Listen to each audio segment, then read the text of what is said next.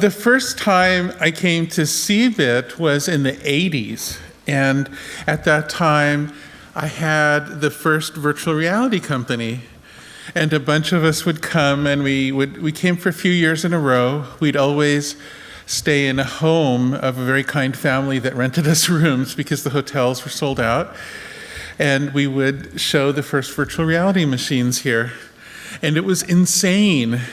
I remember just feeling every year, oh my God, CEBIT, how are we going to handle it? Because it was just such a giant event back then. Oh my God. In those days, we were filled with idealism. We were filled with dreams. It felt like virtual reality was opening up a new kind of channel between people, a new way that we'd understand each other better. We felt that we had a chance to make the world better, to improve human understanding, to make culture more exciting and beautiful. And all of that is still true. Some of it has even happened a little bit. But even back then, we all knew in the back of our minds that technology also had potentially quite a dark side. We knew that it potentially could be a way of allowing the worst people to manipulate society. In fact, there had been warnings about this for years. I've mentioned the early work of Norbert Wiener about the potential of using computers in behavior modification schemes, although he believed the technology would never allow for it. And yet, he was worried about the potential. We worried about the potential for AI to be abusive in movies like 2001. I even worked on a movie called Minority Report about the potential for technology to become abusive in a society. So we were always aware of this potential dark side, but in those days, back in the 1980s and the early 1990s, I believe that if we just emphasized the good, if we just talked about the good, if we just tried to make it as real as possible in our imaginations, that we would just magically set a course where the good side of technology would prevail. In retrospect, I believe that my own optimism and all of our optimism back then was justified. I still am optimistic. I still believe in the potential for technology to be a way for people to help themselves get along better with each other. I still believe in the potential of technology to be beautiful, to be magical. But I think we misunderstood. I think we made very serious mistakes about what you do to avoid the dark side. And that's what I wish to talk to you about today. I wish to talk about the nature of the dark side of digital technology and what methods we can use to avoid the dark side. Because so far, we are not avoiding the dark side. Instead, unfortunately, the dark side of technology has been winning. And it's very, very sad and scary. So, I'd like to give you a very approximate history of human power. So, for a long time, power, meaning the ways that some people could have more influence than other people, was created through violence. Those who could create a system of potential physical threats against others were able to become more powerful. This was true for thugs, for criminals, it was true for generals, it was true for tyrants, it was true for kings. Then, media technology started to evolve, and it provided an alternate way to create power through influencing how people thought in a mass scale and in a coordinated way.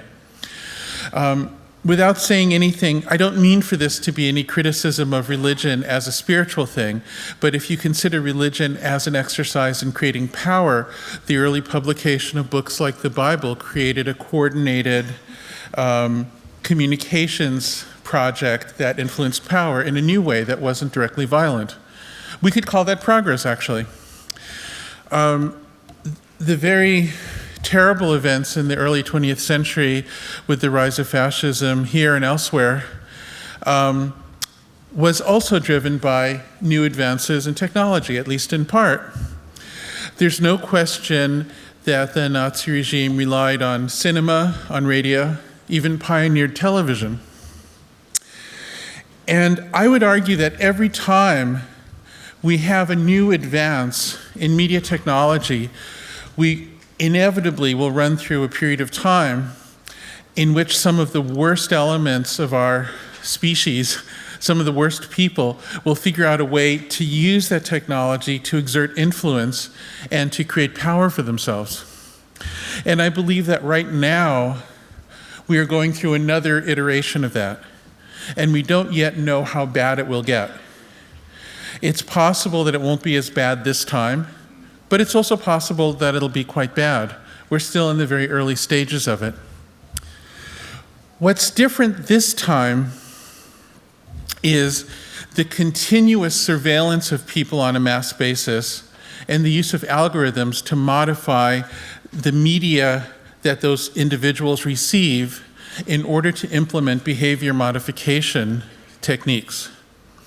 That has never existed before. Well, to be precise, it has existed in very isolated circumstances before.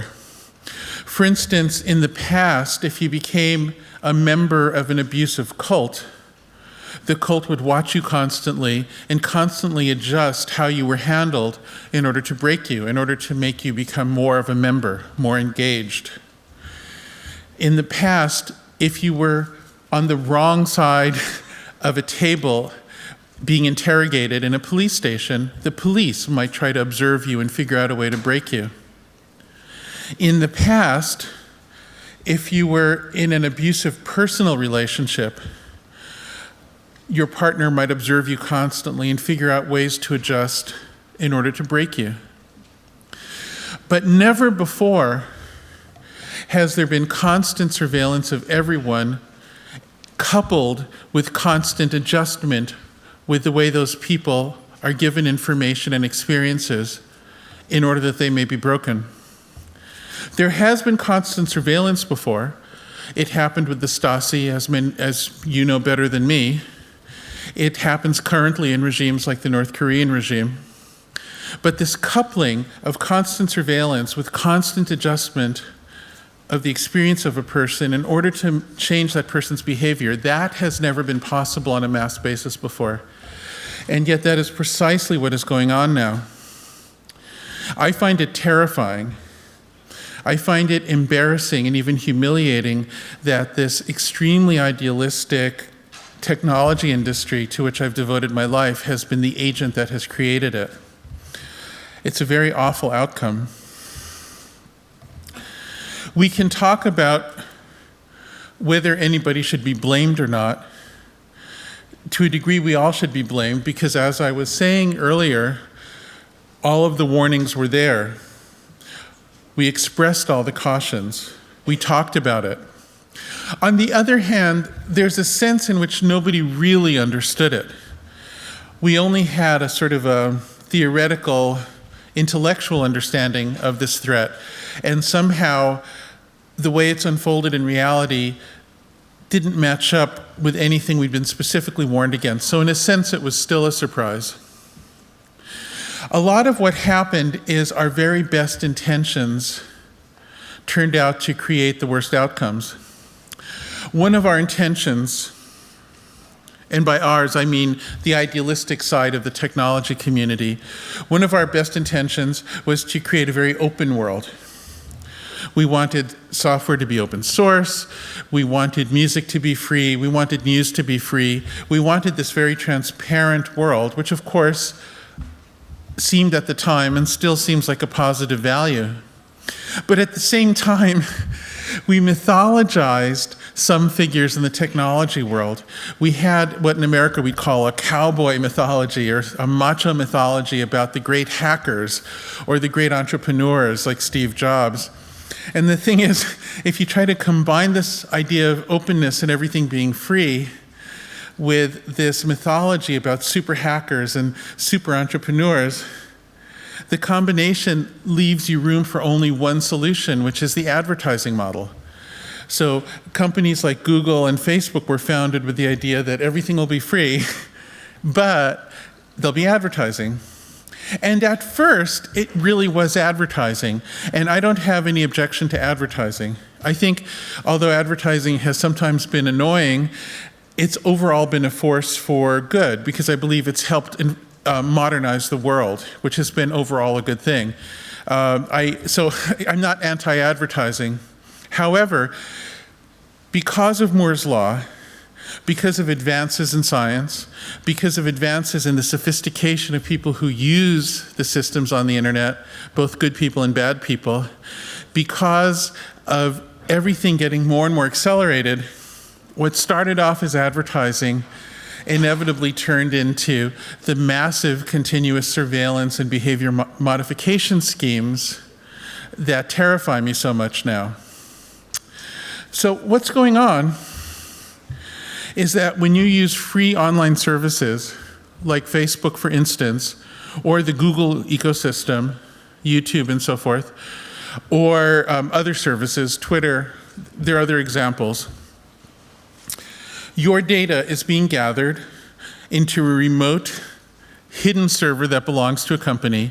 And what's so strange about this is that the software that's manipulating you often runs on open source. There'll be an Apache stack or something. There'll be this open source thing, and the whole point of open source was to prevent this sort of thing from happening. But since it's on somebody else's computer, the fact that it's open source doesn't help you. You still don't get to see what's going on. You don't get to see Google's algorithm or Facebook's algorithm. So open turned out to mean closed. Right? So these hidden algorithms are calculating what's going on with you. They're watching you, they're correlating every little thing about you, what you respond to, who you know, what kinds of things you've done, what you've bought, where you've gone, with other people who have some superficial similarity to you. They build up correlations with all of you, and then they figure out under what circumstances can some small percentage of you be made to buy something? Or perhaps some small percentage of you can be made cynical and can be prevented from voting. This has been a huge problem in the United States. Whatever it is, some of the people who use the system are legitimate users, who are advertisers, who are paying into the companies. Others are illegitimate users who are just figuring out a way to leverage the system to their own purposes. And the most prominent example that we know about might be the Russian intelligence warfare units that have intervened in elections such as the American election and Brexit and so forth. This is a system that it creates damage in a gradual, distributed way. Its power is not dramatic in any particular case. It doesn't exert mind control over you minute to minute. It just has a statistical influence on you where you might be a few percentage points more likely to buy something than you would have been. But the thing is, over the big picture, over tens of millions and hundreds of millions of people, that small distributed effect creates these giant fortunes and this giant centralization of power. The metaphor I like to describe this is compound interest. When you invest money and you have a small amount of interest, if it's compound interest, it can lead to a very significant result. And in the same way, these statistical behavior modification schemes, even though their results are incredibly slight on a minute-to-minute basis, and it might be impossible for you to be consciously aware of the way that you've been modified by using these systems, over time, the cumulative effect can be very significant. It appears to be destroying my country, the United States, for instance. Our own recent Director of National Security has declared that it appears that social media manipulations by the Russians threw our last election. And honestly, this is a terrifying moment. We don't know what scenario we're in. We don't know where this ends. And if you hear terror in my voice, it's very real. I really don't know where this is going. And In my case, my mother's parents were in Vienna before the war, and they thought things couldn't get that bad, and they stayed too long and ended up all being in concentration camps. My mother was a survivor. She was taken at age 13. So I have this very keen sense of this terror of not knowing. I don't know how bad this will get. What we hope is that we will learn our lessons and we will make corrections soon enough to avoid the worst. Even though it seems right now like maybe it's not that bad, how could it be that bad? We don't know. Like I say, it's like compound interest. It builds cumulatively. So let me make a comment about what the correctives can look like. Most of the correctives thus far are in the form of telling the companies what they can't do. Some of the pressure has come in the United States from users who put pressure on the companies to do things like repress hate speech or bullying or false news or many other things. And I understand and appreciate the motivations of people who do that, but there's a problem, which is every time you petition the companies to do this sort of thing, you're, in a sense, making their power more entrenched. You're treating them more and more like a monarch who you appeal to and hope for relief, but you have no real power. You're acknowledging that the power rests in this remote company. And indeed, the more the companies accede to these kinds of demands, I think the more the underlying system of behavior modification becomes entrenched. And so even in the short term, it might feel like a gain. In the longer term, I'm afraid it is not at all. It's a loss. One of the unfortunate qualities of the behavior modification scheme is that the algorithms that are surveilling everybody and making slight changes that influence everybody's behavior do so on a very rapid measurement and response timescale. So you're measured very quickly after stimulus has been received by, say, a change in your social media feed. And the problem with that is that the most rapidly changing emotional effects that cause behavior change happen to, in general, not with, there's some exceptions, but in general, they tend to be the more negative emotions. Anger and paranoia, irritation, these things rise more quickly and linger longer than positive feelings like trust, interest, understanding. These things take a while to build. So this very rapid feedback system tends to emphasize the negative things. This is one of the reasons why a lot of the best meaning activists have actually created exactly the opposite of what they wanted. A very prominent example might be the Arab Spring. The Arab Spring was sometimes called the Facebook revolution or the Google revolution, and it created this very rapid, very easy wave of apparent successes for democracy advocates in the Arab world. And yet, just a short time later, groups like ISIS got even more power and more amplification from the same social media systems. And I would argue the reason why is that these systems emphasize the negative emotions better. Negative players get more mileage. Indeed, Facebook amplifies the reach of an advertiser according to how much the algorithms find that that advertiser increases the user's addiction, or they call it engagement. But if your advertisement causes people to stay on Facebook more, then your advertisement will be shown more, even if you pay the same amount as someone else. And Donald Trump's social media director has claimed that they got a vast amplification as compared to Hillary Clinton's social media advertising because of this. So what happens is those who can engage get this incredible amplification, and the negative emotions work faster, so therefore they're amplified more. So you start with the Arab Spring, then what you get is ISIS. Similarly, in the United States, the Black Lives Matter movement, which was organized as an attempt to protect African Americans who are being disproportionately killed in unjustified police violence, quickly turned into a resurgence of the most racist elements of American history that had been absolutely unseen in generations of the Ku Klux Klan and the American neo-Nazi movement. And this will keep on happening. So, for these reasons, I feel that direct appeals to the companies to change their policies might be well-meaning and might still be worthwhile, might have important short-term benefits and might be necessary even, and yet in the long term they do not lead to any kind of a solution. They just make things worse. So then what else can we do? Some of you here might have heard of something called the GDPR, and this is interesting. In my opinion, we can't know fully what it means or whether we like it or not until we see how it develops more and what the courts make of it and how the companies respond to it and all. I think it's still too early.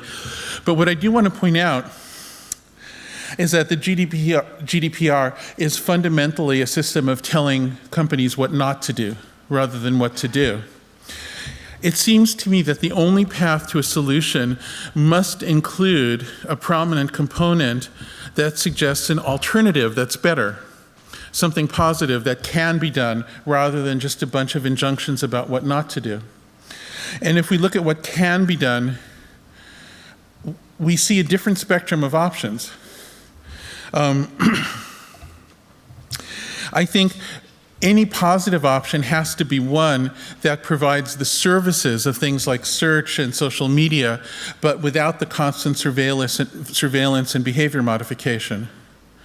So it would have to be some version of these things where instead of having a feed that's calculated to change you, it's a feed that's totally transparent, that you design, you control, and you understand, and there's no third parties having influence on it. So can that exist? Well, there are a few paths. One direction would be to say these things shouldn't even be businesses. These services should be like the public library. They should be guaranteed to be neutral. They should be guaranteed to not have an agenda. In other words, they should be nationalized. To my knowledge, there's only one country that's announced an experiment with nationalizing Facebook, and that's Papua New Guinea. I don't know much about that situation, and I don't know what success or potential they might achieve. I should say that in the United States, the notion of nationalizing our big companies seems very, very remote as a possibility politically, and personally, it's not even something I'd support. So let's set that one aside. What other options are there? One that has interested me a great deal, that seems quite obvious, is to turn them into real businesses instead of advertising-only businesses. So in other words, you'd pay a fee to use something like search or social media, but it would be a small fee. And indeed, you might be paid if you contribute to such systems in a way that's really valuable. So as far as paying for things, some people have an immediate revulsion. Oh my God, I can't pay for internet things. They're supposed to be free. But I want to remind you of a very interesting contest that just took place in the last few years. There were a great many idealists in the technology world who believed that in the future, all TVs and movies should be totally free and should be created for free by volunteers, very much in the way that the Wikipedia is created.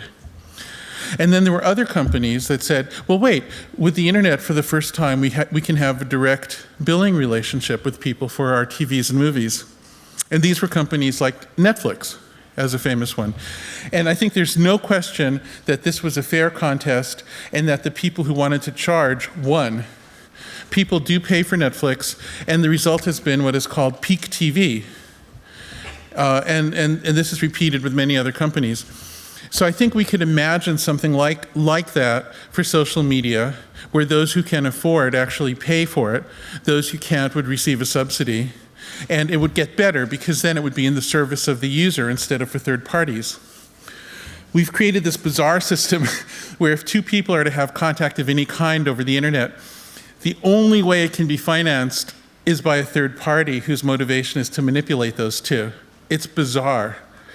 And we're so used to it that we don't realize how bizarre it is, how sick it is. But we can easily imagine with the Netflix example that we could instead pay and get what we want, what we choose. Similarly, the big tech companies are all in this AI race, and they say, well, the reason we're gathering all your data is to create the robots that will put you out of work.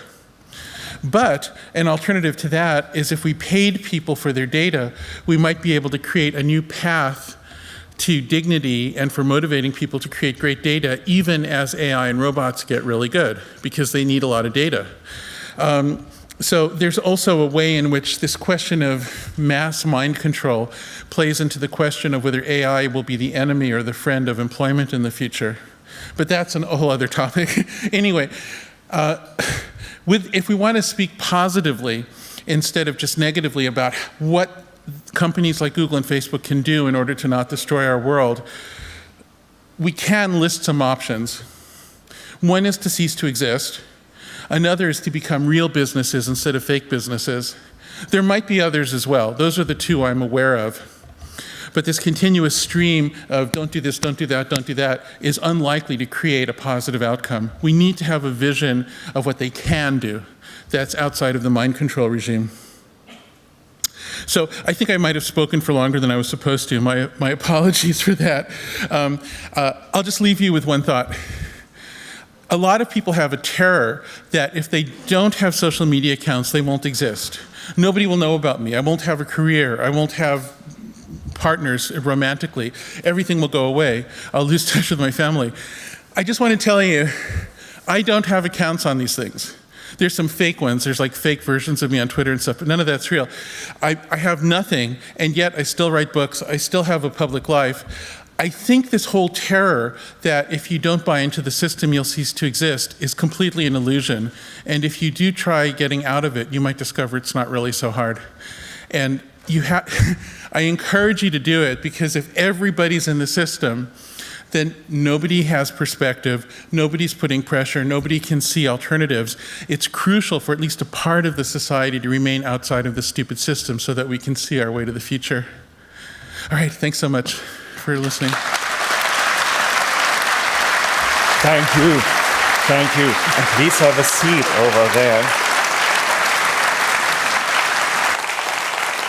I guess you need the mic here. Okay. Yes. And I will give you the opener also. Here we go. So yeah, thanks for that. Actually, let's start with a question about your book. Yes. The US edition has a cat on the cover, like a black cat leaving to the left. Now, in our edition here, there is some pristine mountain scenery. So why the difference there, and basically why the cat?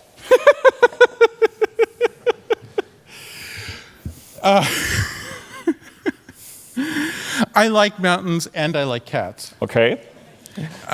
So I'm very happy with both covers.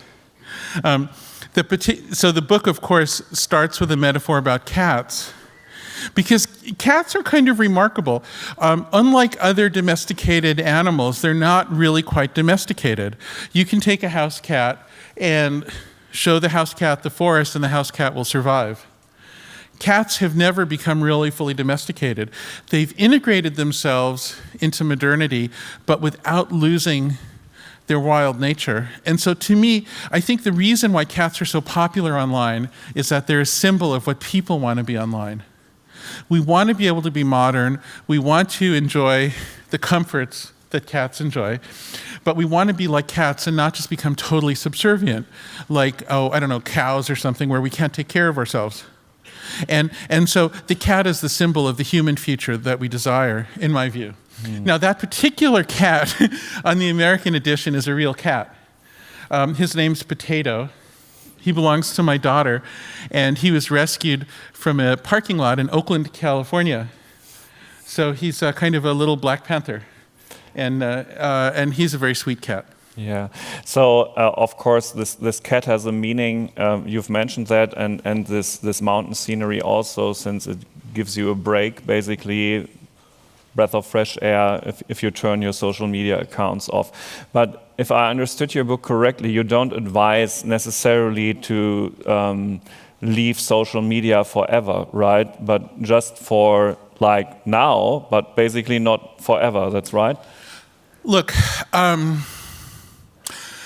it's very important to understand that I don't claim to know your life. I don't claim to know anyone's life. So I don't believe that it's up to me to tell people what to do. And if somebody feels that they need social media, either because it helps their career or it helps their family or it helps them emotionally, whatever, it's not my job to tell them that they're wrong. And they might be right. And indeed, I think the last thing somebody should do is harm their career or their family because of some ideology. So what I do suggest, though, is that we have to be able to have a mind space outside of social media in order to understand social media. And if everybody's in it all the time, then it's impossible to have perspective. So if you've never been outside of it, if you're young enough that you grew up with social media and that's all you know, you should at least take 6 months off it so you can know yourself without it, and then you have a perspective. And I think without that perspective, we can't be free. You know, and right now there's such a universality that it's really creating a bizarre feeling that there aren't options when in fact there are, and we must cut through that. If we're going to be free people, if we're going to have democracy, there has to be some diversity in how we think, and that cannot exist if everybody's locked into this stupid system. And after that, the alternative is to pay for stuff, to get rid of the advertising model, to have a choice to get a social media system that I pay for and that's transparent in exchange, right? Well, look, I'm not anti-advertising. I'm anti-continuous behavior modification. So if somebody wants to put up an ad, that's fine. It's just that it shouldn't be based on individual data designed to manipulate the person. That's reality now. Right. So what we're calling advertising is not advertising, it's behavior modification.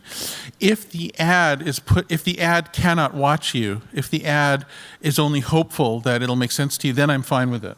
Mm-hmm. And so, for instance, I'm fine with brand advertising. I'm fine with a lot of kinds of advertising. I just don't want continuous behavior modification that creates addiction.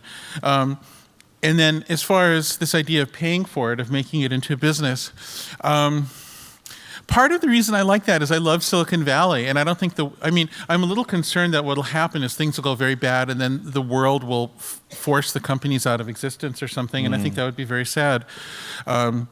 I've had relationships with many of the companies. I've sold a company to Google, for instance.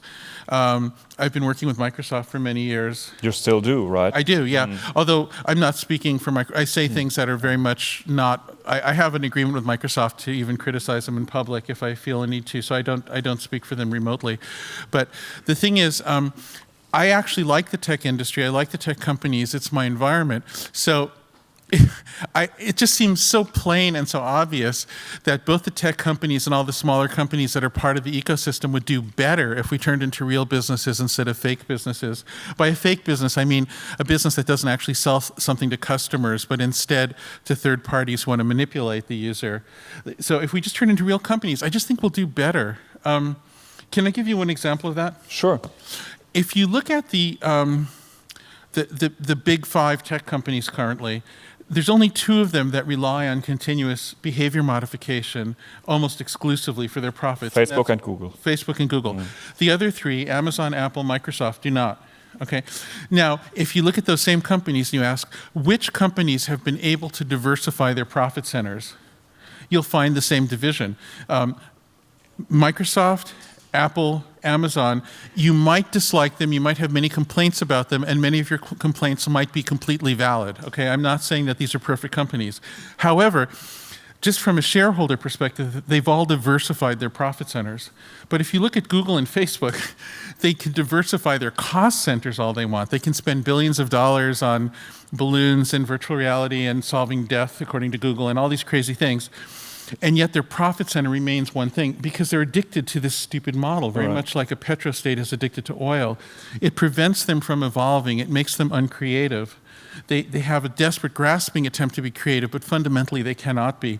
So I actually think it would be much better for a company like Google to get out of this stupid business model. Because they're wonderful people at Google. I think they're being held back. Yeah. So basically what you're saying is with all those other Alphabet ventures, they're basically producing costs and not any revenue or profit. because the only thing that they are able to do is to sell ads. Right, and I reject calling them ads. We have to call it what it is. Behavior modification. Behavior modification loops is what they're selling, and they're selling them to people who are terrified that they won't even exist if they don't pay into the system. You know, a brand will feel like, unless I'm paying Google and Facebook, nobody will even know about me. So it's I call it the existential protection racket. You know, like the mob says, oh, it would be a shame if your shop was destroyed. You better pay us protection money. And in this way, it's like your identity might be destroyed if you don't pay into the system. It's an undignified way to make money, and Silicon Valley should be better than that. The whole tech industry should be better than that. Do you think things get better if you pay for them? Well, in the example of television, it turned out to be true. Netflix, or at least, yeah, Netflix, HBO. I don't know fully what services are available in every country, but in general, people have found that television has been better since people have had a direct paying relationship. So Netflix doesn't have advertising, but it has a subscription, and suddenly people seem to like it better. They call it peak TV. I have to say, personally, I'm not necessarily that moved by some of the TV shows that are very popular as a result, but that's neither here nor there. The thing is that it seems to be working for people. They like those dragons, you know, they like them. And so it's great. People liked TV before, but they seem to like it better under this regime where they pay for it. So why couldn't that be true for social media and search? So peak social media is conceivable.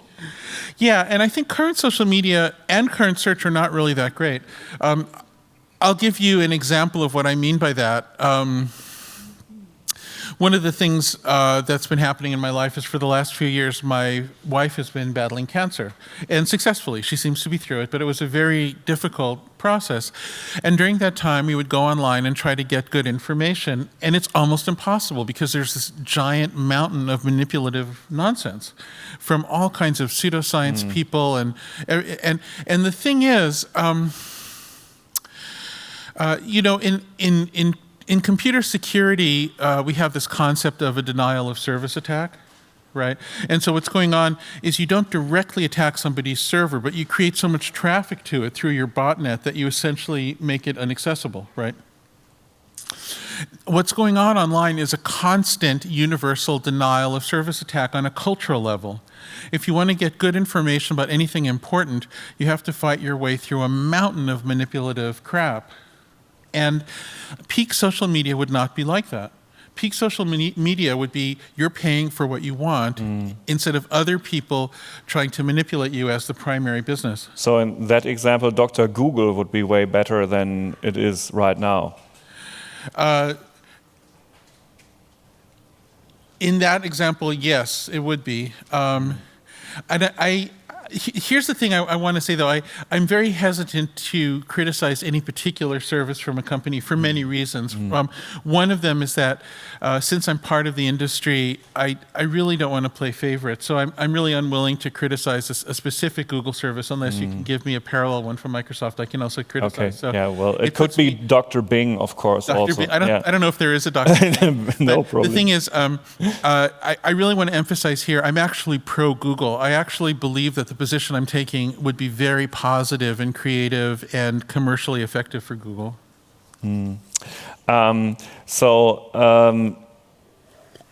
There is one thing you've mentioned in your speech here also. It's easier to lose trust than to build love.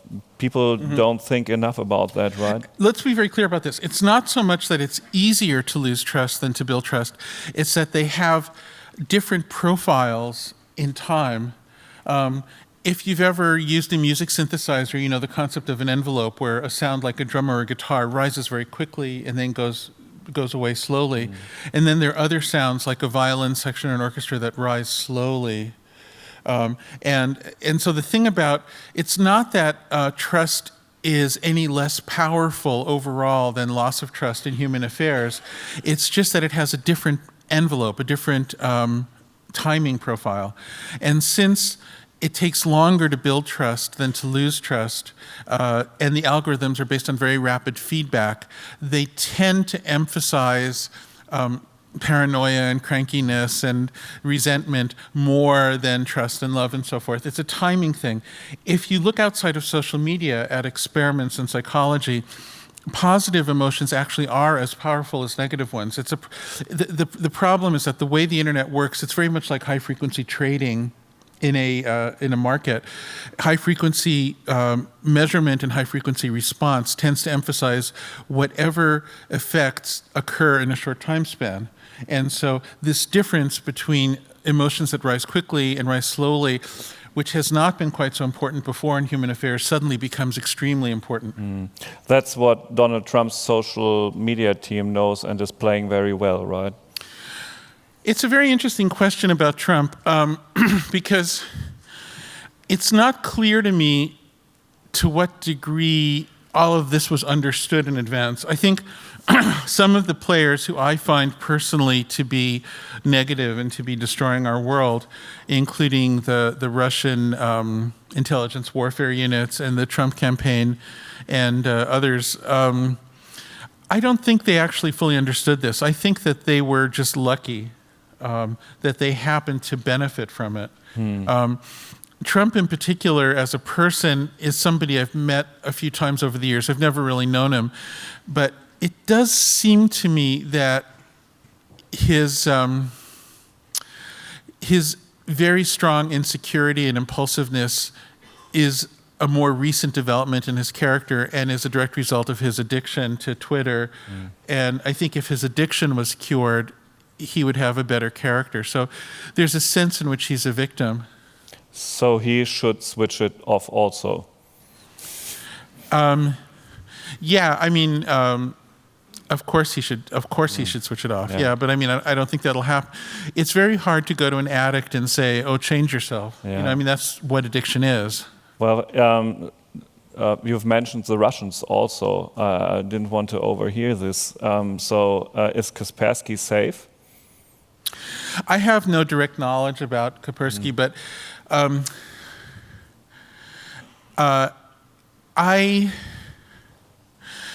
would tend to. I wouldn't use it myself. I'll put it that way. Okay. Okay. Point taken. So, given all that, where is hope? Well, my principal argument for hope is just looking at human history and how we've faced all these horrible things of many, many kinds and many dimensions over time, and we seem to come through. And things do seem to get better over time, despite everything in the big picture. I do want to say something, though, about optimism and pessimism. Sometimes there's a sort of a cult of optimism in Silicon Valley, and people say to me, "How can you be so pessimistic?" And the thing is, I think the critic is the true optimist. You know, I think it's true that things have gradually gotten better in history.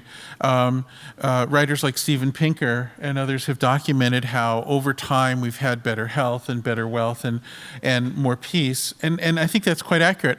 And every single time something has gotten better, it's because somebody has been saying, "Oh my God, this is terrible, we have to make this better." I don't think it's like automatic. It's not like angels are coming down and making things better. It's the enemy of the future is not pessimism, it's complacency. It's the pessimist who actually makes the future better. Okay, so enough pessimists around in Germany.